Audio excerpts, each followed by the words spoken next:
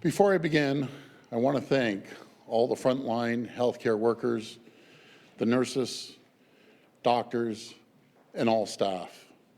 Those working around the clock to keep our communities safe. You are the real heroes.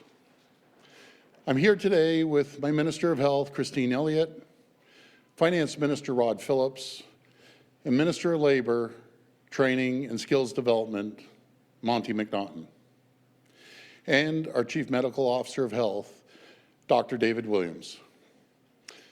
The situation, my friends, we're facing has changed quickly, and we're adapting with it. Today, my Minister of Finance will provide an update on how our government will approach the province's finances, given the devastating global economic impacts of COVID-19. The approach he outlines will build on the important announcement we're making here today. My friends, these are unprecedented times, but in difficult times like these, we learn a lot. We learn a lot about who we are as a people. We learn a lot about what Ontario is made of. And during these difficult days, it's been amazing to see communities come together.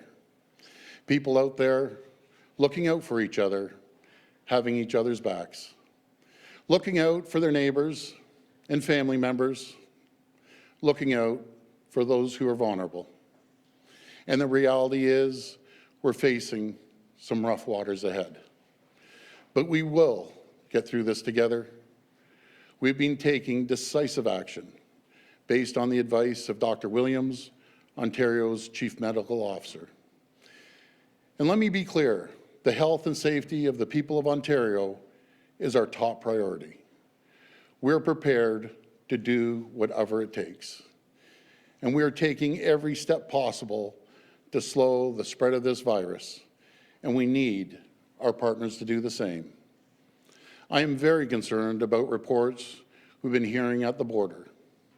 We need the federal government to tighten up the border, ensure that proper screening and protocols are being enforced, and be prepared to take even greater steps to protect the health and safety of all Canadians.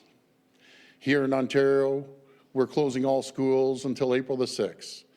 We've set aside $100 million in contingency funding for COVID-19, in addition to $200 million from the federal government. On my direction, we have a $10 million public awareness campaign. Ads will run on TV, radio, and cultural media, and online. Because keeping the public informed is one of the most important things we can do right now. We're also providing additional resources for public health units and hospitals, such as enhanced access to screening, expanded lab testing capacity, and new measures to keep frontline workers safe. We've opened 17 dedicated testing centers to take pressure off our hospitals. And yesterday, we released a new online self-assessment tool. You can find this at ontario.ca/coronavirus. This is an excellent resource, and we encourage the public to use it from home. Before visiting a COVID-19 testing center, please, I say please, use this tool to determine if you need to seek care. And please don't visit an assessment center unless you're showing symptoms. Keeping our seniors safe right now is one of our top priorities. And that's why we've told long-term care homes to limit non-essential visitors and step up screening procedures at the door. This situation is changing rapidly, but I want the people of Ontario to know that your government has your back. We're looking out for Ontario workers and families during this difficult time. We need to support the workers affected by this. A lot of people can work from home, but we need to protect the people working the line or doing shift work who don't have that luxury.